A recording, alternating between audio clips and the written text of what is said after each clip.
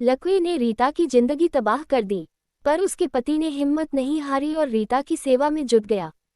इस सब के बावजूद रीता को लगा कि गब्बर को उसके तन की भूख सता रही होगी।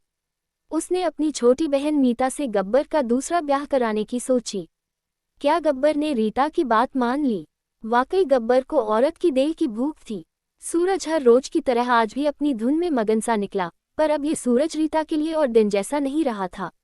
कहते हैं कि दिन खोटे होने में पल भर भी नहीं लगता, बस ऐसा ही कुछ रीता के साथ हुआ था। एक रात ने उसकी जिंदगी को खोटा कर दिया। वह रात में अचानक कांपने लगी। उसकी जबान तालू से चिपक गई। वह कुछ बोल नहीं पा रही थी। गब्बर ने रीता से कई बार पूछा, उसके हाथ पैर रगड़े, पर कुछ नहीं हुआ। फिर उसने रीता को हॉस्पिटल ले जाने में थोड़ी भी देरी नहीं की और उसे भर्ती करा दिया। डॉक्टरों ने जो बताया उससे गब्बर के तो जैसे होश उड़ गए। वह कांप गया। डॉक्टर बोला, आपकी पत्नी को लकवा मार गया है। उनका कमर से नीचे का हिस्सा पूरी तरह से लुंज हो गया है, कहीं तो बेजान हो चुका है। उस रात के बाद रीता व्हीलचेयर पर थी। पहले वह दुबली पतली गोरी भूरी गुड़िया सी थी, लेकिन अब धीरे धीरे दुबली पतली सी मरियल और गोरी भूरी की तो जैसे बात ही खत्म हो गई थी। अब साल भर से गब्बर ही घर बाहर का कामकाज संभाल रहा था, नहीं तो रीता के रहते उसे घर की कैसी चिंता। वह हमेशा सोचता था कि रीता है तो सब देख लेगी। इस बीच उसे ये भी एहसास हुआ कि रीता वाकई कितना काम करती थी। गब्बर रीता को कोई कमी न होने देता। उसे कहानियां सुनाता, सिर की मालिश करता, दवाओं को समय पर देता, उससे प्यारी भरी बातें करता। रीता, कोई बात नहीं, जो हुआ सो हुआ, पर मैं हूं न, मैं तुम्हें कोई कमी महसूस नहीं होने दूंगा। रीता गब्बर के आगे खुश होने का नाटक करती, पर वह मन ही मन गब्बर के लिए बहुत दुखी होती। आखिर वह भी इंसान ही तो ठहरा। उसे क्या खाने के अलावा और चीजों की भूख नहीं लगती। 1 साल से ज्यादा का समय बीत चुका था। रीता ये सोचकर अंदर ही अंदर रोने लगती। उसका शरीर कतई ठंडा हो गया था, इतना ठंडा कि आरी लाकर रेतो तो भी उसे कोई फर्क नहीं पड़ता। फिर वह गब्बर की इच्छा कैसे पूरी करती? वह तो उसके गर्म अरमानों पर एक ठंडी बूंद भी नहीं डाल सकती थी। जिस घर में रीता ने कभी कोई नौकर नहीं लगाया, आज उस घर में दो नौकरानियां काम करने लगी थीं। गब्बर ने उनके कहे मुताबिक उन्हें 1000 रुपये ज्यादा दिए थे। बस उसकी एक ही डिमांड थी कि रीता जो कहे वही और वैसा ही काम करना है, उसे जरा सी भी तकलीफ नहीं होनी चाहिए।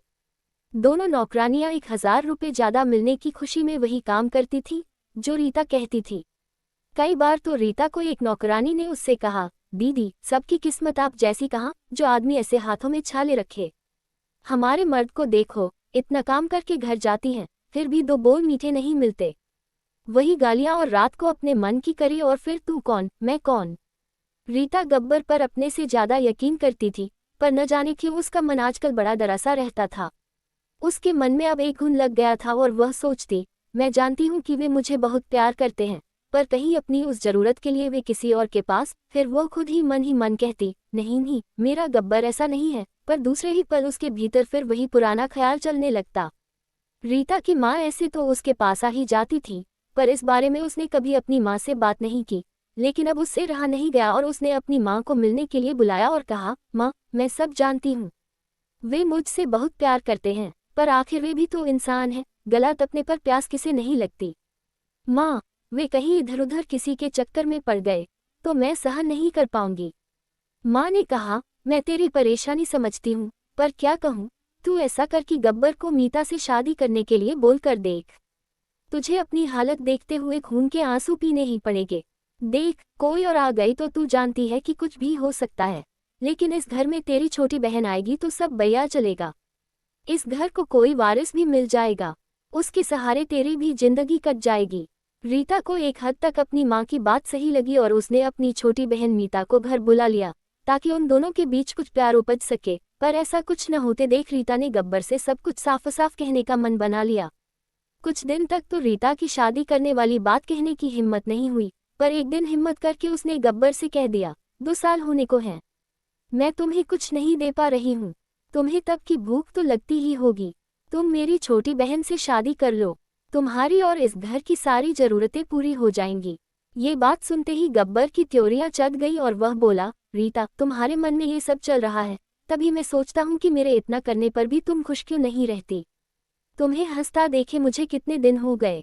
रीता, तुम मेरे लिए क्या सोचती हो मुझे नहीं पता, पर मुझे इस बात का बहुत दुख हो रहा है कि तुम बस इतना ही समझ पाए मुझे और मेरे प्यार को। रीता, जो तुम्हारे साथ हुआ है, अगर वह मेरे साथ हुआ होता, अगर मुझे लकवा मार जाता, तो तुम्हें पता है कि मैं क्या करता। मैं तुम्हें किसी से शादी करने के लिए नहीं कहता। मैं चाहता कि जिस आग में मैं अपाहिज होकर जल रहा हूँ, तुम्हें भी उस आग में जिंदगी भर मेरे साथ जलना पड़े। पर तुम्हें किसी और का नहीं होने देता। जब मैं तुम्हें किसी और का नहीं होने देता तो मैं किसी और का कैसे हो सकता हूँ, इसलिए मैं तुम्हारे प्यार में जिंदगी भर जलता रहूंगा। मेरा प्यार किसी भूख को पूरा करने का मोहताज नहीं है। मुझे प्यासा रहना मंजूर है। ये सुनते ही रीता गब्बर के गले लगकर फूट फूट कर रोने लगी।